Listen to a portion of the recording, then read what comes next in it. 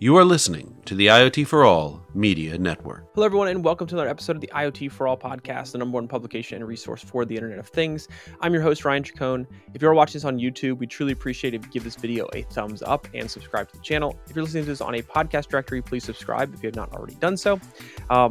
All right, on today's episode, we have Jason Murphy, the Managing Director of Global Retail at IMS Evolve. They are a company that works with some of the largest supermarket brands in the world to deploy IoT technology, helping to do things like reduce carbon emissions in the food supply chain, help turning supermarket fridges into basically giant virtual batteries to help stabilize the grid. Lots of very cool things that they're working on. We talk about a number of different topics today: digital transformation in the food retail space, how IoT solutions can help retailers control costs, how can IoT help retailers control internal costs and minimize the impact of inflation on consumers, and also how IoT can even help with the global food waste crisis. So lots of topics related to the food industry. I think you'll get a lot of value out of it. But before we get into it, any of you out there are looking to enter the fast-growing and profitable IoT market, but don't know where to start? Check out our sponsor, Leverage. Leverage's IoT solutions development platform provides everything you need to create turnkey IoT products that you can white label and resell under your own brand. To learn more, go to iotchangeseverything.com. That's iotchangeseverything.com.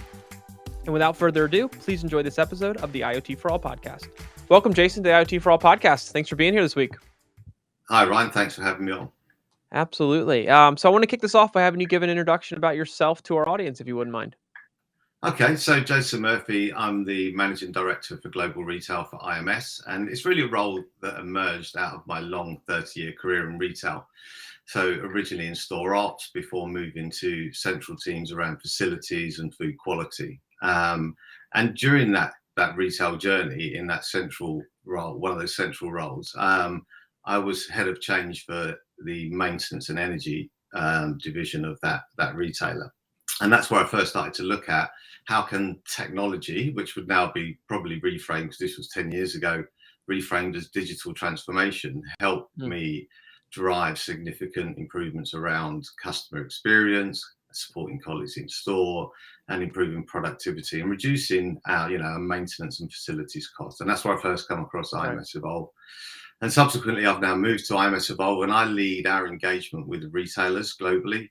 And because of my background, and for me, it's some of it's around the technology, and we can get really obsessed with how cool technology is and how cool IoT is and how cool our digital transformation is.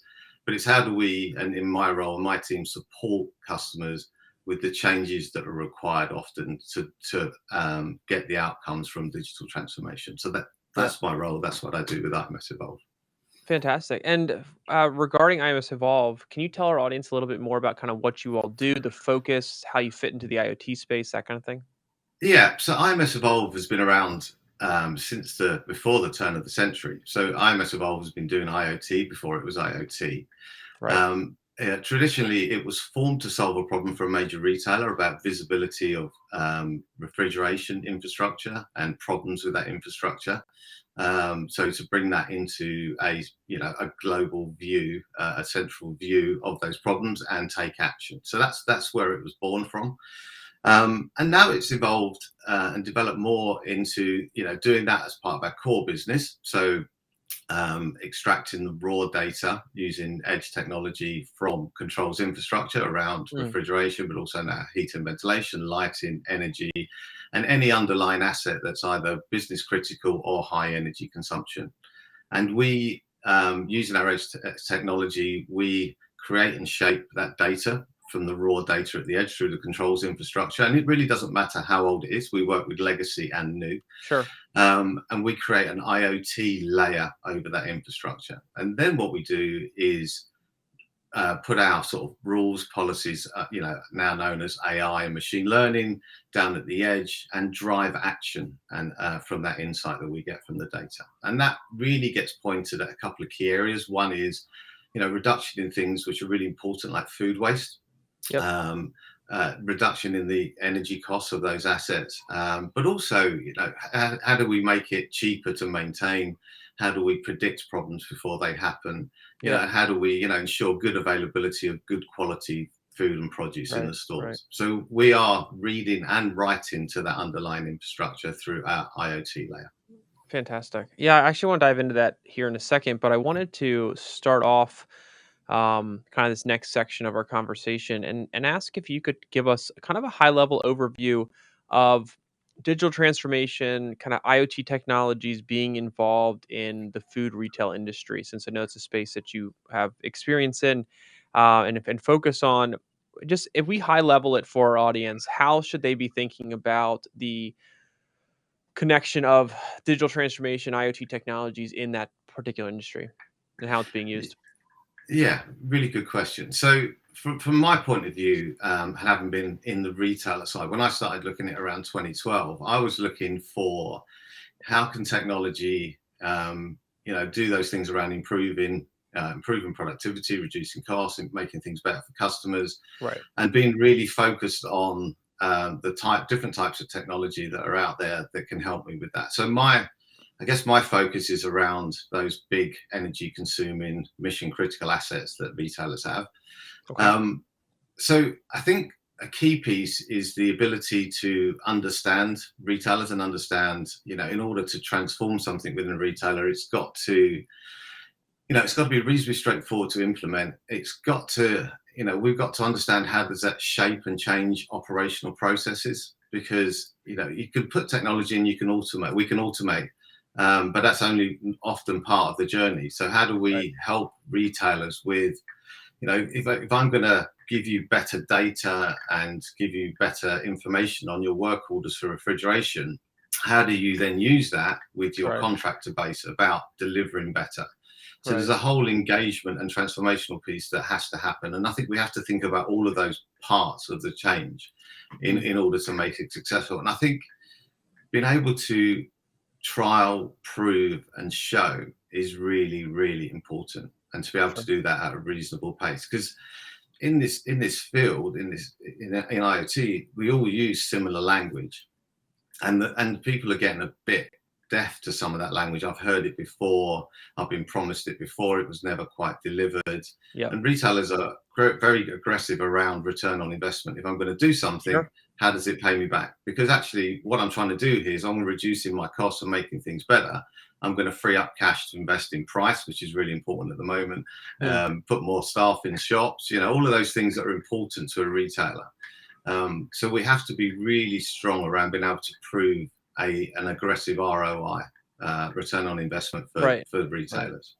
Yeah, and there's two things you mentioned there that I actually wanted to expand on. One is kind of the costs that they have that are more internal, and then the other is kind of the more, I guess it would be more around the cost, um, kind of around transporting energy, the food related or the goods related costs associated with it.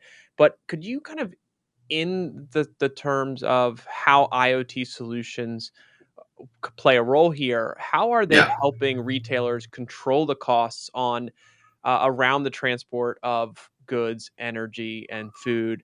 And then on the other side of that, how can IoT help retailers with those internal costs that they have more control over, or the more actively looking at to minimize the impacts on the consumers side of yeah, things? yeah, and all of that is more important than ever before now with Right. the rising cost of inflation. Retailers Right. who get it right around price in the next 2 years are going to be the winners, really, Right. that are able to minimise the cost of inflation passing on in their products to customers. So in terms of transportation, so we don't do a huge amount around that currently. So if I focus more on the shops, if that's okay. Sure. Yeah, of course. So yeah, so we look to do a number of different pieces with customers and drive some really strong value outcomes. So firstly, around food and food quality. So food waste is a high cost to retailers.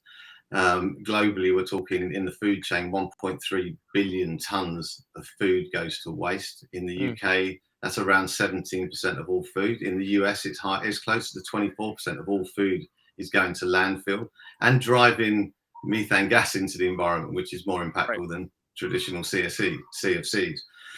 So by being able to manage the underlying infrastructure, adjust the underlying infrastructure and optimize it so it's running, as it should be at its most efficient is most efficient, we can ensure that the food quality is protected. Now, assets will fail. So if we can start to move back up and start to predict failure before they happen and get a technician out to resolve it before food is impacted, that's one of the things we do. Secondly, if there's a reactive issue, how quick can we see that failure? How quick can we notify store colleagues and associates to protect that stock? These things we are doing currently with global major retailers to drive a reduction in food waste. And we would see typically between a 50 and 90% reduction in food waste using our product from refrigeration, food loss from refrigeration breakdown. What we're doing alongside that is by optimizing the asset and making sure it's running its most efficient and protecting the food, we also are reducing its energy consumption. So it's a win-win. For retailers in the UK, we're talking 40 to 50% of their energy costs for a store is in refrigeration. Right. So we can run optimization programs where we're ensuring that the assets are running at their most efficient, providing the best food quality for customers that can reduce the energy consumption of refrigeration by between 5 and 7%. Now, on top of that, we are looking to reshape how we maintain. So if we can get ahead of problems and get technicians there with longer SLAs, so instead of it being a reactive problem, you've got to be there within 2 hours because we've got a failure. If we can bring that upstream a bit and say, actually, within the next week, you need to go and have a look at this, we can reduce the cost of maintenance as well. And while we're doing that, because we are linked into the workflow and driving that workflow, we can monitor the resolution once it's happened. So we can then say, is the contractor doing the job right? Is this now asset running at its optimized level? Is it delivering fit for sale produce? If they're not, we can then call them back. So in that case, we're then reducing the cost of maintenance within the refrigeration. So you can see by combining a number of streams of value benefit for a customer, we start to get to a place where we're moving away from linear business cases. Often with IoT, we see I can fix one thing for you. But if we get really strong control over the data, shape that data using algorithms to understand, how things should be, and if they're not where they should be, we can start to fix multiple different issues for retailers and reduce costs substantially. Right. Yeah, it's interesting because as we think about it from the business side, where we're talking about reducing costs, I feel like a lot of the benefit or additional benefit of these solutions, aside from the cost benefit for organizations, does play into a lot of things you've mentioned around the food waste side of it and helping solve that, as well as the quality of food for consumers. Can you maybe touch on a little bit more specifically, as away from more the business side, but more of the food quality and the food waste side, how this is really driving solutions forward, kind of around these areas? Yeah, and I think this is where all of us working in IoT and working with retailers really need to get behind this and make a difference for customers. So if we look at food waste and that 1.3 billion tons of food waste and its impact, and that opposing problem we've got with things like food poverty, they just don't make sense in developed countries. Right. And that pressure is becoming more and more. So we need to really put our minds behind how we can help the consumer, and we can do that by helping the retailer. We can do that by making things better there. So when the consumer gets product, and we all have had this experience where fresh produce doesn't last very long in our home, and I think that's where we need to make it better, because 70% of global food waste comes at the consumer, not at the retailer or in the supply chain. So we need to work on management throughout that supply chain. And we're currently working with in the UK with the University of Lincoln Agricultural Science Unit, and we've got some funding from the UK government under Innovate UK to look at how do we move away from this really quite old approach around things like use by dates and best before dates on food, because that drives a lot of behavior and food waste within the consumer's home. So we're starting to look at the whole supply chain, incorporating blockchain to look at the temperature regimes from farm through to the consumer. And actually within that, we're looking to see if we can develop what we're calling a food quality index that can actually be a much better predictor of food quality and life than the arbitrary and necessary time and temperature that's currently applied to, fresh food and food safety at the moment in all countries. So we're currently looking at how do we link, connect all those dots across the supply chain to better manage food. So by the time it arrives with the consumer, it's a much higher quality, a much higher nutritional value, and it lasts longer. So we start to make an impact on reducing, food waste at the end of the supply chain. So I think that's one way. I think there's some other really cool stuff out there. I've seen in the UK like a food-based covering that's going on to produce that helps it last longer. I've seen companies like Pure in the US that have got air purifying that can actually remove the contaminants that impact food life. So I think we need to be looking more to those type of technologies and moving away from a traditional approach to reduce it. Because if we leave it to the retailer to reduce it, they'll reduce it, but I'm not sure they'll do it to the benefit of the consumer. Well, I think their incentives at times are a little different for what they're trying to do and the approach they would take. I think I've had some other guests on here who have talked about the whole supply chain when it comes to food and the food industry, and how there's lots of different pieces even before it gets to the retailer, it gets to the consumer, that IoT can come in and really play a role to minimize food waste, so that when the food gets to its end, or it gets to the food retailer, it's not, there's the less waste. The quality has improved. It's been monitored and tracked, so it's over the entire course of its life. And all of those things are what IoT can enable, and I think it's fantastic. And that's the piece we're looking at around, digital sandwich is an interesting product because it's something that's many different fresh ingredients that's then, from a larger piece broken down to smaller piece. So hence the utilization of things like blockchain, which has been slow to take off in retailers because it's quite clumsy on the handoff. So we're looking at, how do we make that simpler through apps to monitor and record those blockchain interactions. And you're right, the supply chain, it's almost, even though it's connected, it's almost separated. And we need to bring it together so it feels like one piece. Yep. Totally agree. One of the things I wanted to ask you, you mentioned this early on in our conversation, and I wanted to kind of get this in before we wrap up here. You mentioned that there's a level of resistance to change, or I guess you were kind of framing it more in the difficulty of them potentially wanting to adopt. They want to see ROI quicker. There's a lot of demands from them in order to adopt a technology like this. How do you handle those situations? And I think it's a good advice for people out there listening who are in other industries who are in a similar spot. They're trying to implement or introduce IoT solutions, knowing what it can possibly do, but there seems to always be some level of resistance from certain organizations, whether it's because of they just don't want to change the way they do it. They're hesitant to bring in new technology given their current infrastructure.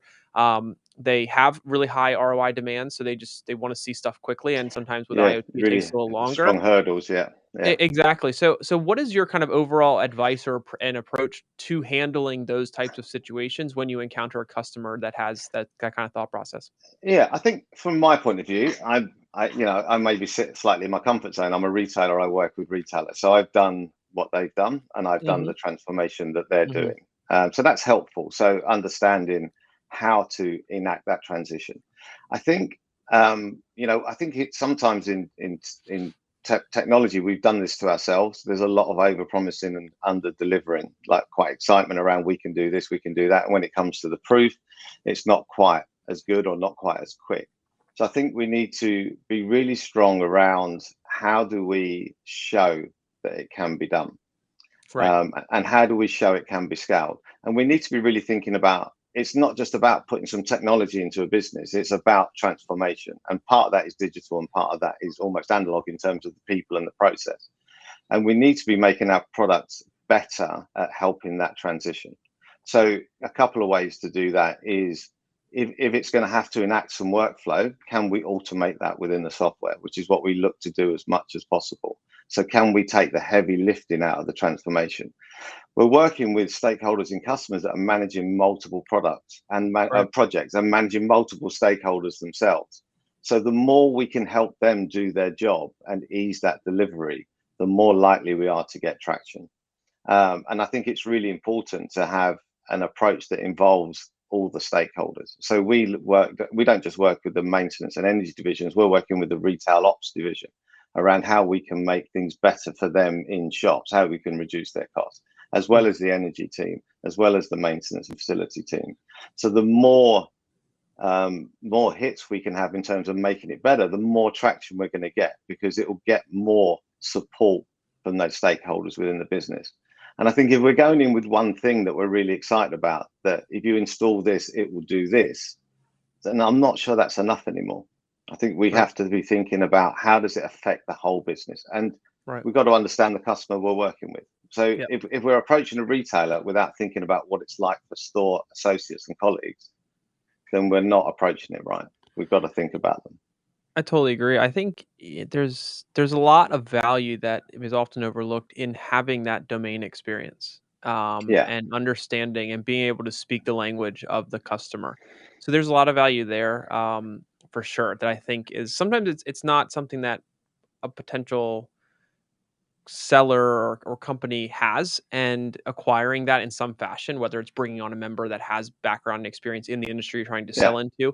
But that domain experience, I think, carries tons of weight. And it's something that I've seen a lot of other companies, the more successful ones, is because they understand. They don't necessarily have to be experts. They just have to be able to understand the pain points, understand the landscape, and where these people are coming from, so that they can better articulate the value IoT provides. Yeah, and we've got to move our language out of the stuff we get excited about. I mean, I'm not a techie. Absolutely. I like how technology drives outcome and value and makes things better. So I think we need to take our language away from the technology into what it does. Absolutely, could not agree more. Yeah. Cool. So let me ask, for our audience out there who wants to follow up and learn more about kind of what you have going on, maybe follow up with questions, do any kind of engagement past this episode, what's the best way for them to do that? Yeah, you can hit us up on our website, imsevolve.com. We're on LinkedIn, we're on Twitter. So yeah, if you connect with us, we'll start that conversation. Fantastic. Well, it's been really a pleasure. I really appreciate you taking the time to be on. I think anytime we can talk about the retail space around food, just food in general, and how IoT is really benefiting and providing value. We've only done it a few times. I think the approach and the side that you're coming to it from is fantastic. So it's gonna be a lot of value for our audience. So really appreciate it, Jason. Thanks so much. And hopefully we can do some more content together in the future. Oh, great. Look forward to it. Thank you. Yep. All right, everyone. Thanks again for watching that episode of the IoT for All podcast. If you enjoyed the episode, please click the thumbs up button, subscribe to our channel, and be sure to hit the bell notification so you get the latest episodes as soon as they become available. Other than that, thanks again for watching, and we'll see you next time.